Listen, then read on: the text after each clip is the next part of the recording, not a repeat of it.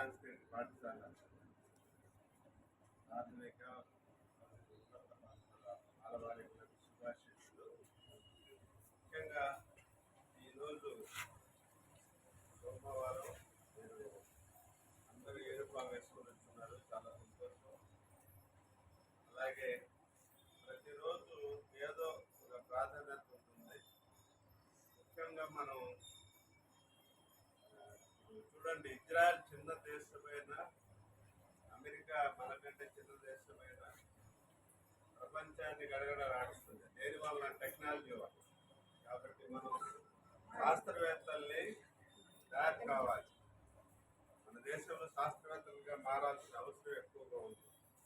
మనం టెక్నాలజీ పరంగా గొప్ప స్థాయికి వెళ్ళాలి. ఈరోజు ఏంటంటే రుడాల్ఫ్ ఆర్థర్ మార్కస్ అనేటువంటి రసాయన శాస్త్రవేత్త ఈరోజు జన్మించాడు. ఈయన అమెరికన్ రసాయన శాస్త్రవేత్త. చూడండి, ఆయన ఎలక్ట్రాన్ బదిలీ చర్యలు, ఒక ఎనర్జీ వస్తుంది.